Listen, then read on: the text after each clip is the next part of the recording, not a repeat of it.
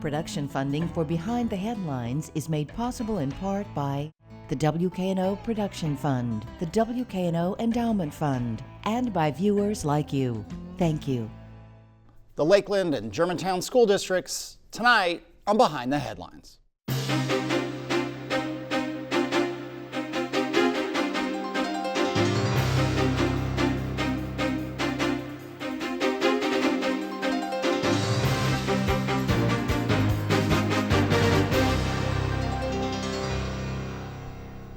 I'm Eric Barnes with the Daily Memphian. Thanks for joining us.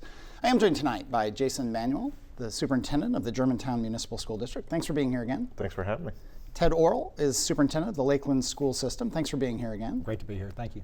Along with Abigail Warren from the Daily Memphian. We'll probably talk to more superintendents as we move towards the school year starting, but we got you all first, and we're really glad you're here.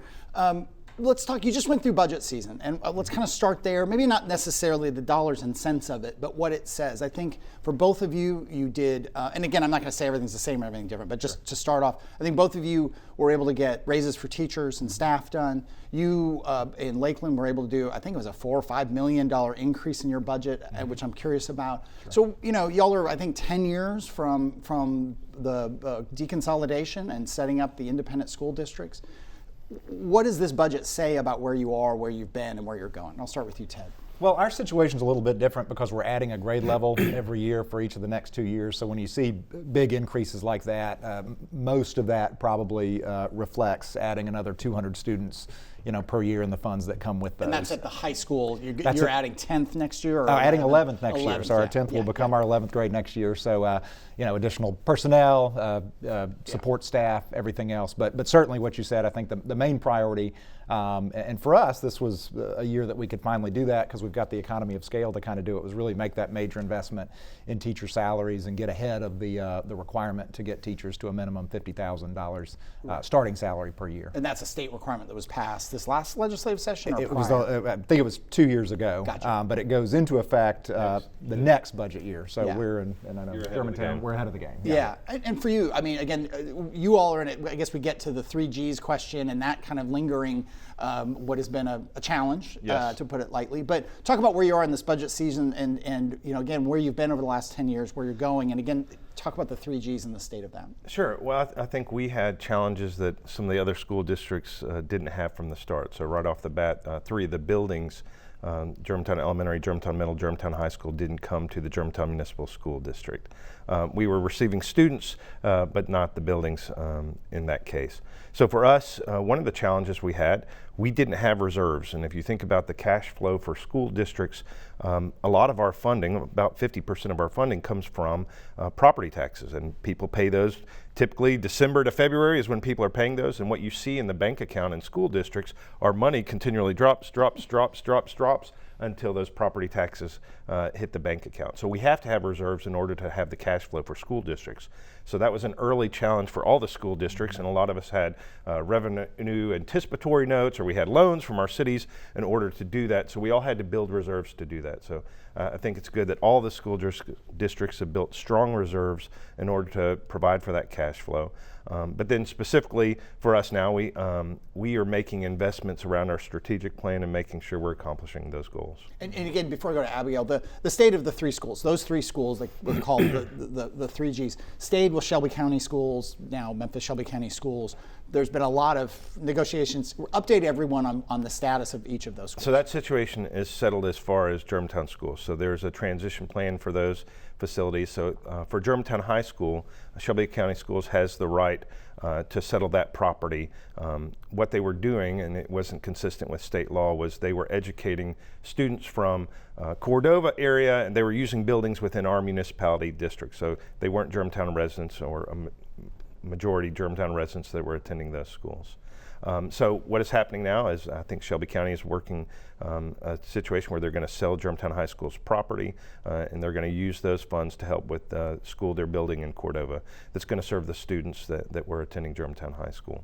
For the Germantown Elementary and Middle, there's a slower transition for those. It's a 10-year period that they have in order to move those students. Once again, those students were not Germantown students. Those students were living in other areas, and they were bringing those students into those facilities. So that'll transition over buildings.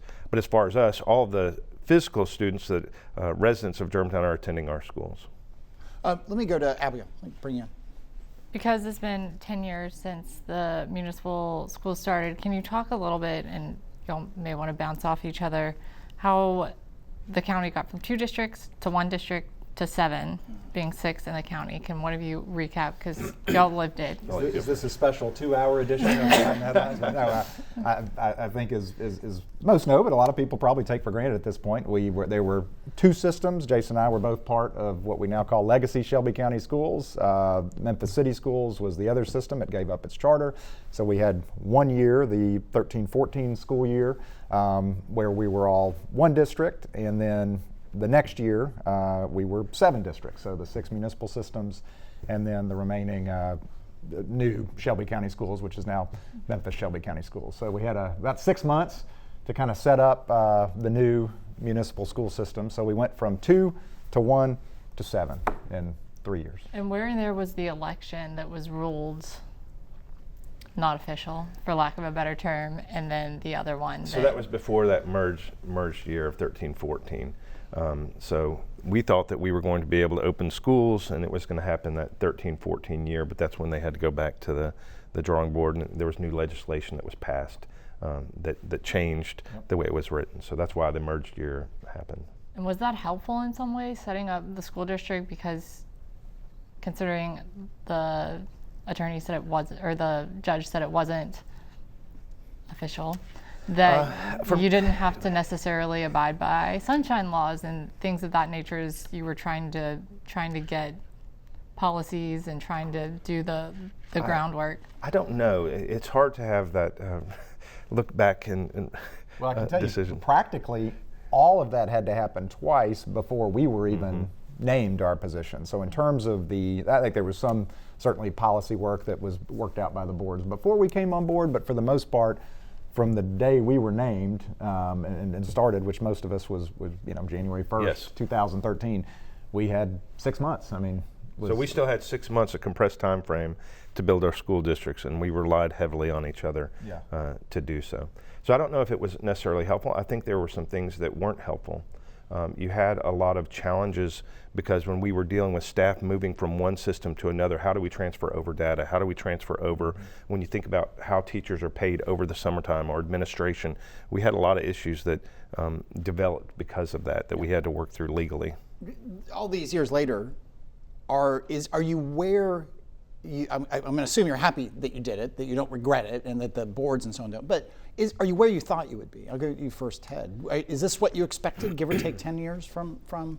If you'd asked me 10 years ago if I thought we would have our own middle and high school both fully built out, I would have said no. I said that's too compressed. I mean, it's a pretty quick turnaround to go from one school with 820 students in 2014, and then 10 years later we're about to have a junior class. It's just a lot of construction. It's a lot of financial issues. So more than most, a lot of our attention and energy has been focused on just having the complete K-12 system. So we're a bit ahead of schedule in my mind in that regard.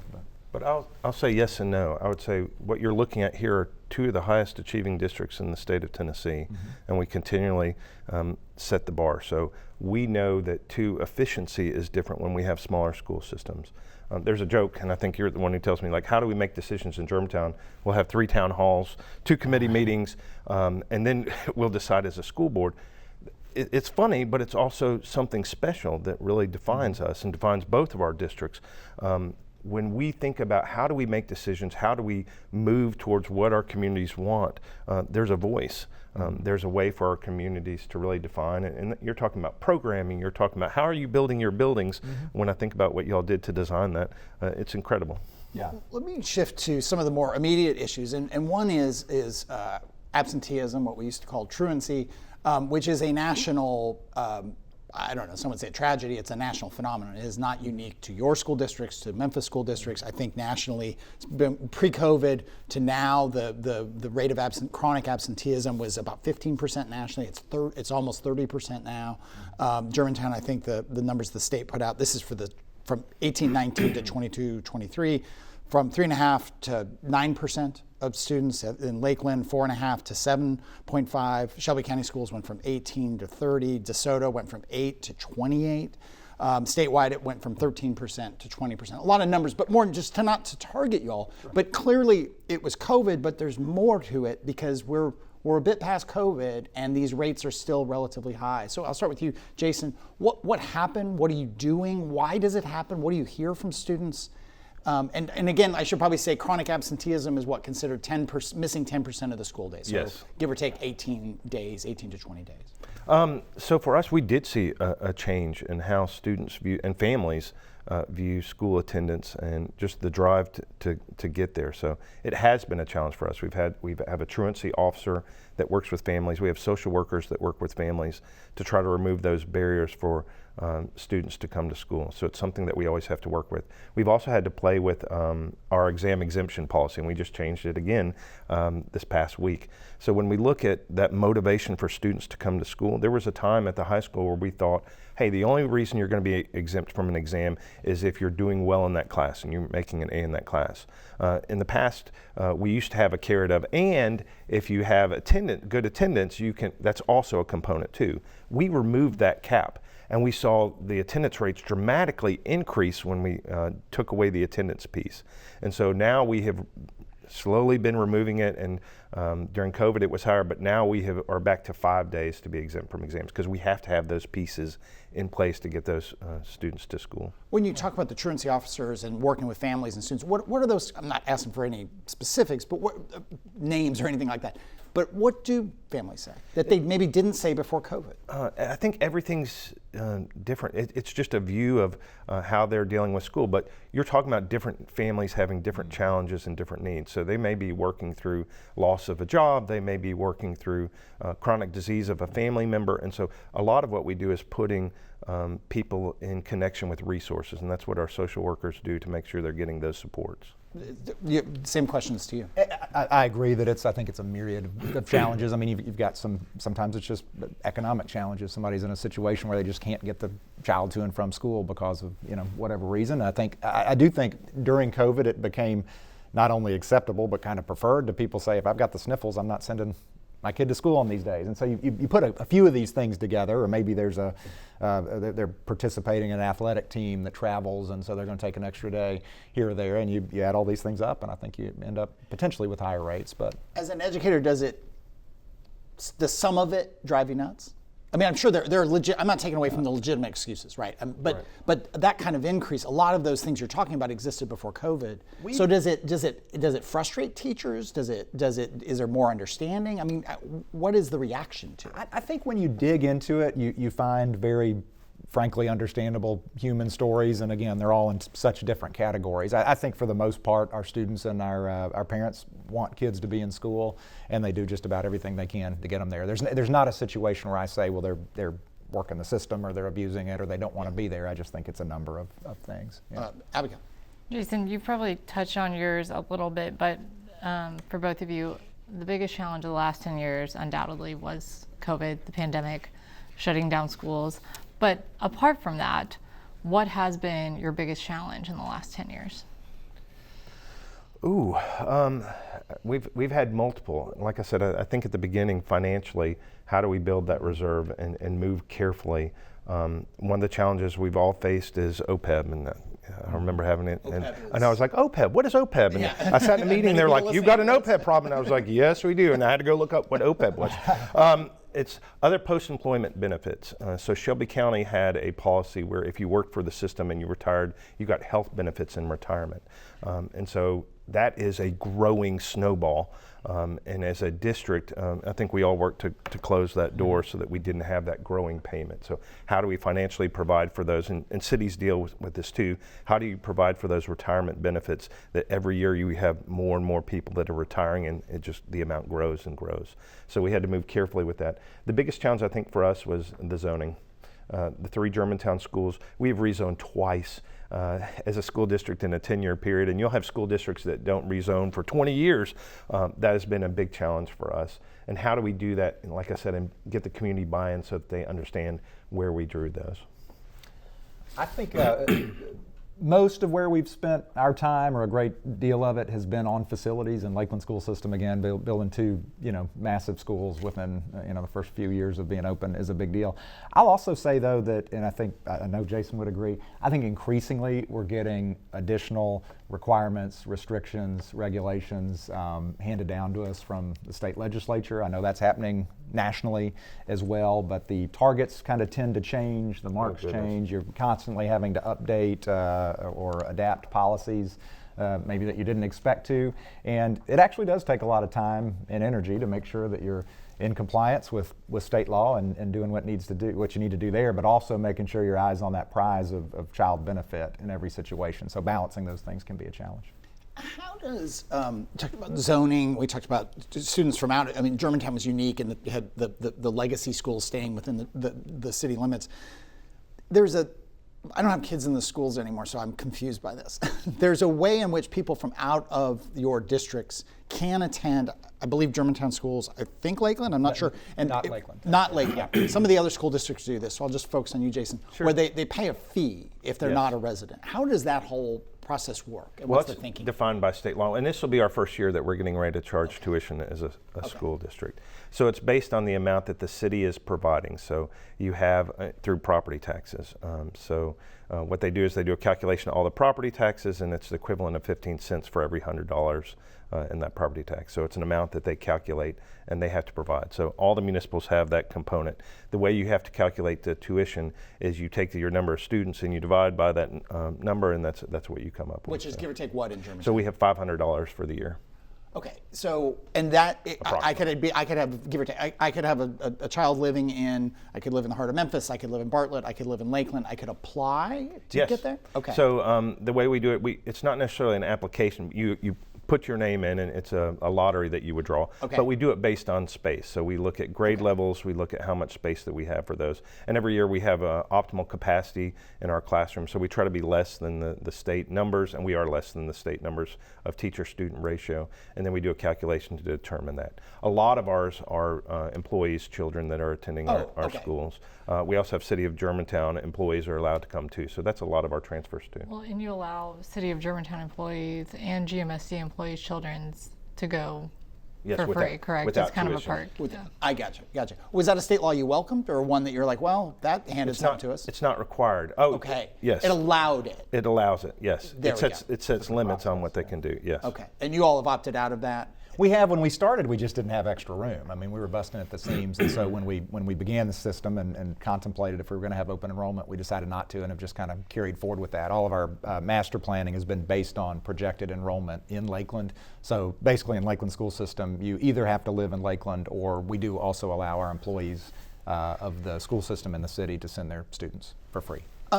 Before, I should note, we have about 8 minutes left in the show, and we will be trying to get other superintendents from the suburban school districts on in the coming weeks or months. And we've been trying to get the new superintendent of Memphis Shelby County Schools on. We thought we had her. They've had to cancel 3, 4, or 5 times. We're not quite sure yet, but we are trying to get them on and hoping the staff can get that scheduled and keep to it. So let me go to Abigail.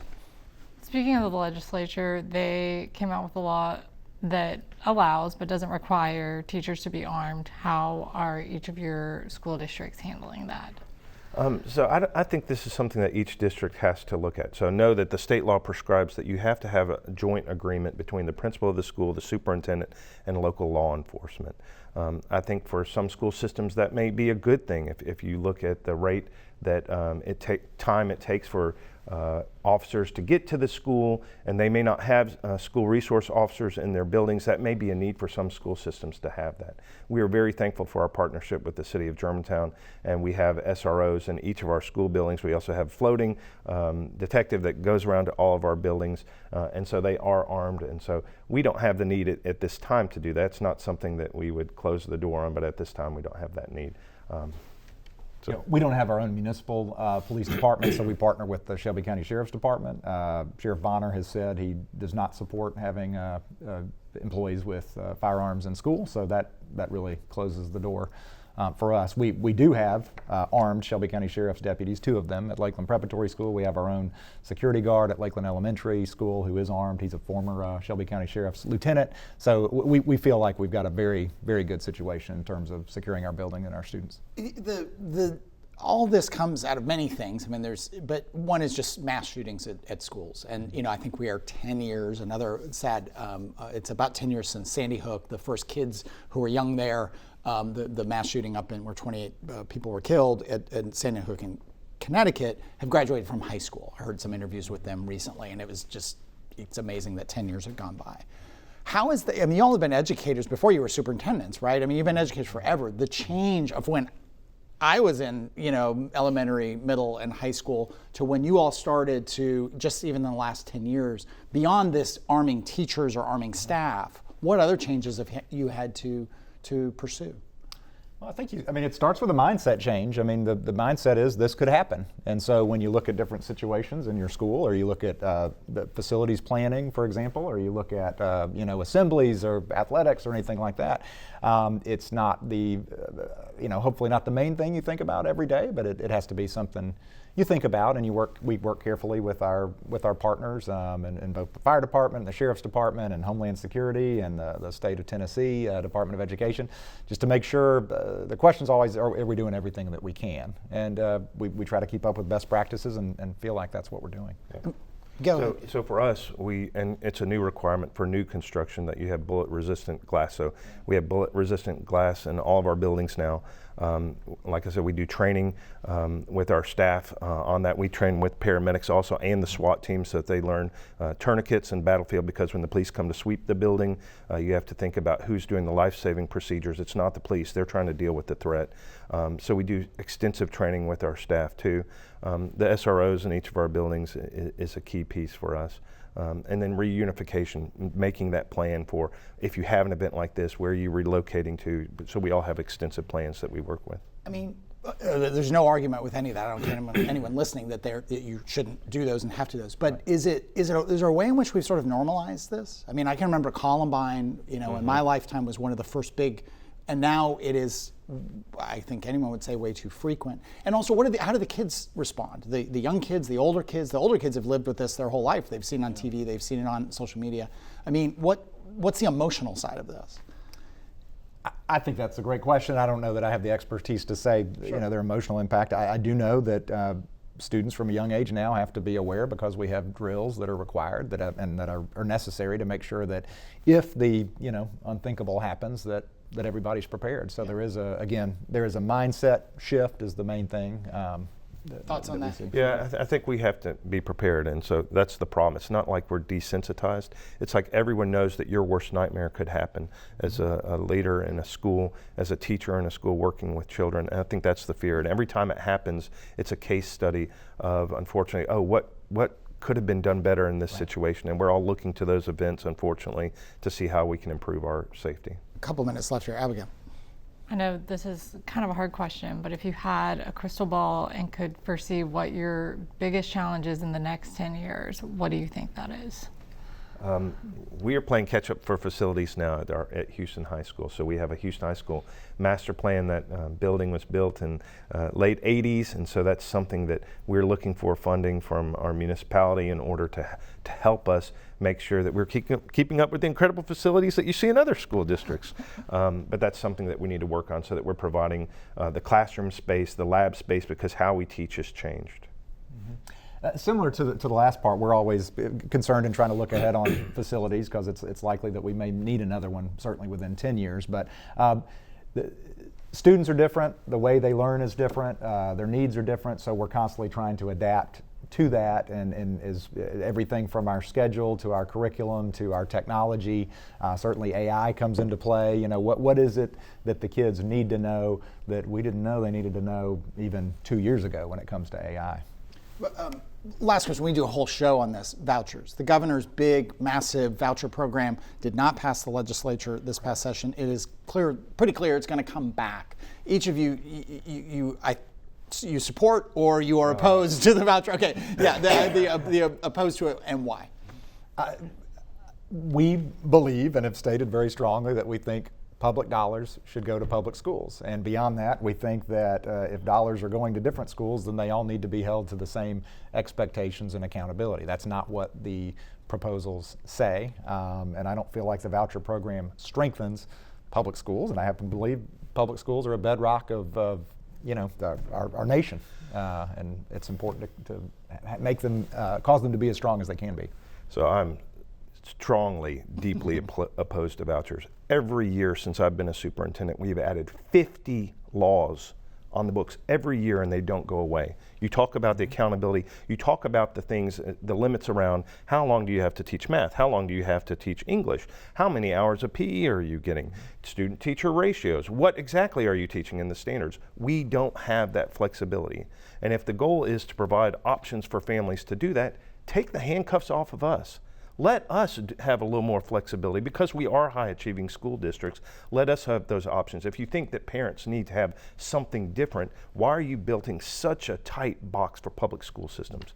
And also too, if the goal is to provide for students choice, that choice exists, and you should have other options. We have charter schools. We take transfers for students. All right. Again, we may do a whole other show on that, but thank you both for being here. Appreciate it. Thank you, Abigail. Again, upcoming in the next few weeks, we've got juvenile judge Tarek Sugarman. We've got the interim president of CBU. We've got State Senator Brent Taylor and Josh Spickler from Just City coming on, talking about some of the criminal justice reforms, and we're hoping to have the new superintendent of Memphis-Shelby County Schools sometime sooner than later. Thanks very much. If you missed any of the episode, you can get it online at WKNO.org or wherever you get your podcasts. We'll see you next week.